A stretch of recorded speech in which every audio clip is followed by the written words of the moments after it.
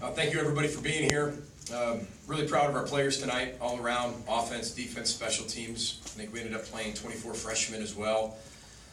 I thought we accomplished everything we wanted to accomplish if the situation turned out to be what it was, and the score turned out to be what it was. We got a lot of players playing time to get their first opportunity to play. We're able to pull some other our starters, but still get a lot of time and a lot of plays. We got to play both quarterbacks. I went back in a chart that I wanted to do, and if this could happen, I wanted to do it, and we almost checked every single box. And that's what you want. I wanted out of the first game. I didn't think it happened that way. You know, you're sitting there looking at all these boxes and you're checking them, and I'm just glad it turned out that way. But our players deserve all the credit. They played tremendously hard. They were very connected. They did it as a team, offense, defense, special teams. Everybody was involved.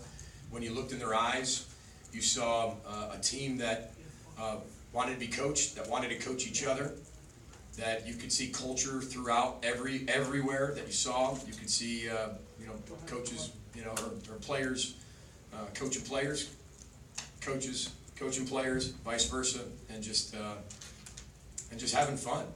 We talked to them before, practice like pros, play like kids, and I thought everybody had fun tonight when they played. We need to start faster on offense.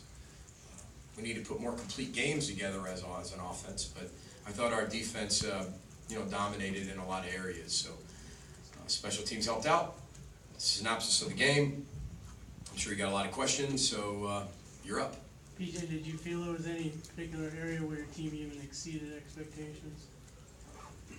I have very, very high expectations of this football team. I have very high expectations of our young men on the field and off the field, academically, athletically, socially, and spiritually. It's very, very difficult to exceed my expectations because the minute you're getting close to exceeding my expectations, they immediately go up. So it's very hard to do that. I don't know if anybody exceeded it. This is what I wanted to see out of our football team tonight, though. And in terms of the struggle, the adversity, the resiliency, the responses, the amount of freshmen we needed to play, that's what I wanted to see. That's it. You had four guys, Cashman, Winfield, Barber, and who's the fourth one? Betters, that played a big part in this game. They did. They played a huge part in the game. And we need our older players to dominate. Our older players have to. When you have 71% of your team are underclassmen, 73%, whatever it is, are underclassmen, your older players have to dominate. They have to lead the way. They have to show these young guys how to play Gopher football. And I thought they did that. I was very proud of those guys you just mentioned, especially Carter Coughlin, especially Blake Cashman and Thomas Barber. I thought they played incredibly hard tonight. Antoine Winfield, it's nice to have him back on the field, isn't it? Peter, you mentioned the response. Annexstad didn't go in a shell or didn't look rattled by his mistake. Is that sort of what you've seen throughout the camp? Yeah, he was tested. He throws a touchdown pass. Next series, throws a ball in the back of one of his offensive linemen. Next series, or maybe the same series, ball snaps, drops it, fumble, touchdown by them. Then he comes back and leads a scoring drive. That's Zach Annexstad. Now, I'm not saying like you're always going to have these mistakes, but he's got to fail to grow. When we all said that, how are we going to develop this whole thing? These young people have to fail, and it's okay to fail.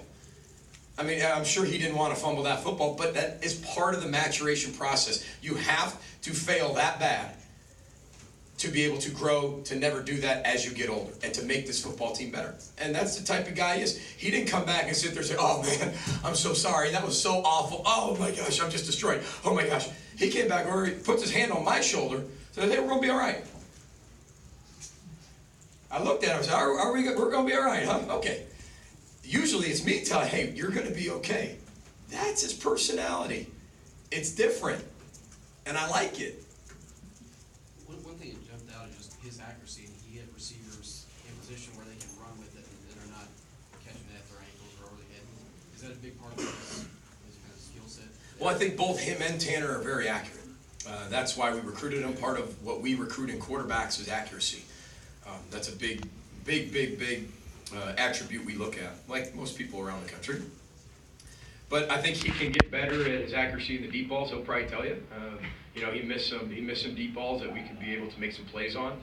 We've got some wideouts on the outside now that can make some plays. I'm not sure if you saw that. 3 of them are freshmen. They're going to be around a long time. And not only to have number 6 out there, but to get the others involved. And again, we gave them opportunities, but again, we missed them either with the throw. We got to clean those things up. But if we can get this offense to, as all of you saw tonight, to catch maybe 3 more passes. How about your offense line? You really want to go to the fair. Again. How many times you got to go to the fair, Sid? I don't hear. It's a good thing. What you got? How good is your offense Oh, I'm sorry. line? You know, it's a work in progress. It's always developing, you know. And I think Brian Callahan's doing a great job. We've got to continue to play better together, collectively. Offensive line's not about how good you are as an individual. It's about how well you all play as one big amoeba, moving together. And I think we'll get there. You know, this is Blaze Andrews' first game he's played it, you know. And I think the more the offensive line plays together, the better they're going to be. Do you feel Rodney Smith took the game over in the second quarter there? I think so. We wanted him to. We needed him to. Then Mohamed Ibrahim hit the big long one.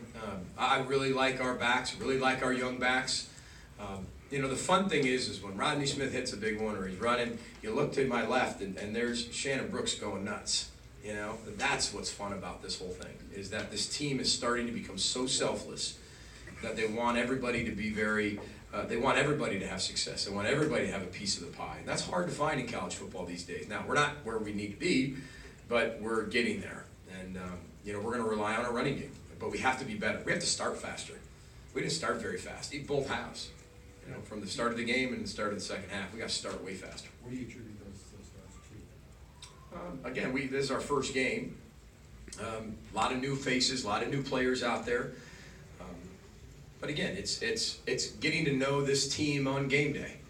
There's some things we found out today we're going to be really good at. There's some things we're like, well, we thought we were going to be good at that. Maybe we're not. And it's feeling those things out, and then you can make adjustments as you go. The more you find out about your team, the more you can continue to play to their strengths and eliminate their weaknesses, and that's part of the first game.